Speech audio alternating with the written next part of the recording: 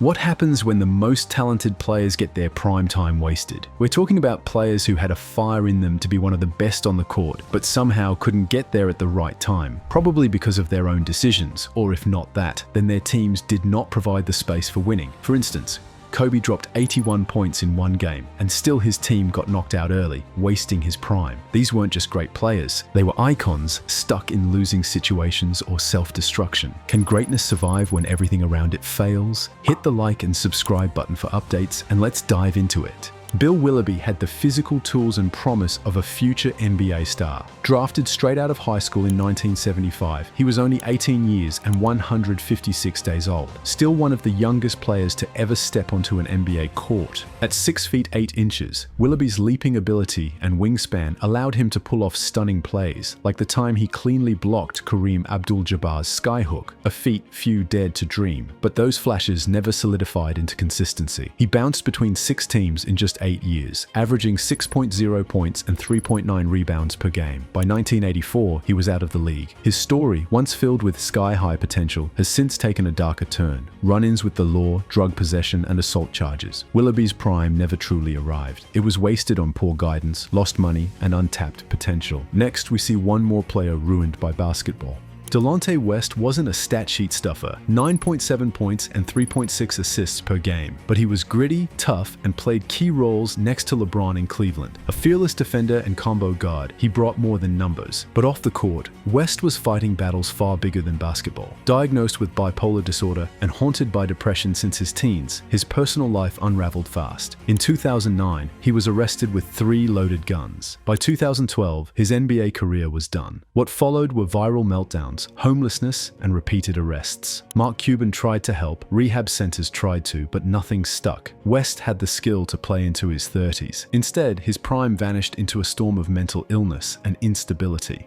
Latrell Sprewell was another premium player, 4-time All-Star, a centerpiece in the Knicks' 1999 finals run, and a guy who averaged 18.3 points over 13 seasons. But his legacy, overshadowed by chaos. In 1997, he choked coach P.J. Carlesimo during practice. That meltdown led to a 68-game suspension and signaled the start of a steep decline. Still, Sprewell had strength left, helping the Timberwolves reach the 2004 Western Conference Finals. Then came the infamous moment in 2005. Offered a $21 million deal, he turned it down, saying, "I have a family to feed." That quote ended everything. No injuries, no fade out, just silence. By 34, he was out of the league. Not because he couldn't play, but because he couldn't get out of his way. Kevin Garnett is an all-time great. There's no debate. From 1999 to 2007, he averaged 21.3 points, 12.1 rebounds, and 4.6 assists per game, making first-team All-NBA 4 times. He led the league in rebounding 4 straight years and won MVP in 2004 with a stunning stat line of 24.2 points and 13.9 rebounds. But his loyalty to the Timberwolves cost him rings. The front office fumbled with bad contracts and trades that gutted the roster. He made the playoffs 8 times but escaped the first round just once. The Wolves never gave him another star to ease the load. He never requested a trade. He believed in the snow-covered city that never believed in building around him. Once he joined the Celtics in 2007, it was already too late. Now let's talk about another player whose prime years were shining bright but very lonesome. From 2005 to 2008, Kobe Bryant played some of the most dominant basketball the league has ever seen. After Shaq's departure, he became the Lakers' lone star, and his numbers were impressive. In 2005 to 6, Kobe averaged an unreal 35.4 points per game and dropped 81 in a single night. But despite his brilliance, the Lakers went just 45 and 37 and were knocked out in the first round, wasting his prime. The next year, more of the same, 31.6 points per game. Another early playoff exit. Kobe was at his peak, with 5 straight All-NBA first teams, 2 scoring titles, and unmatched defense. But he was doing it alone. Even his 2008 MVP campaign was built on grit, not a super team. It wasn't until Pau Gasol arrived that things finally turned. But by then, 3 years of prime, Kobe had already gone up in smoke. But if Kobe fought alone, Dirk Nowitzki climbed through hopes and worries.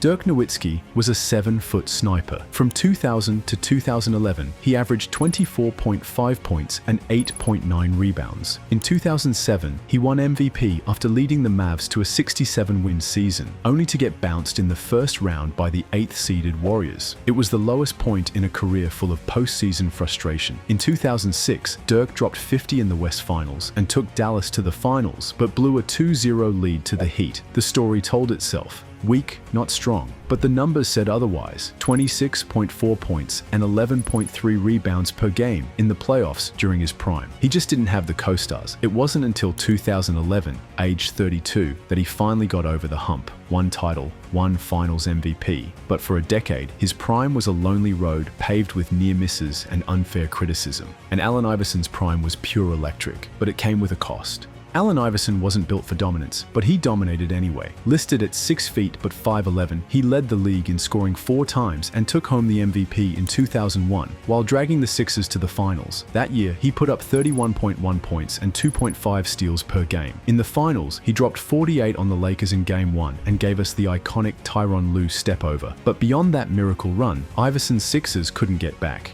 He averaged nearly 30 points and 6 assists from 1999 to 2006. But Philly never gave him another all-star caliber player to share the weight. By 2006, he was averaging 33.0 points but missed the playoffs. He played through injuries, he played through pain, and he played mostly alone. Carmelo Anthony, on the other hand, had help but never the proper sort.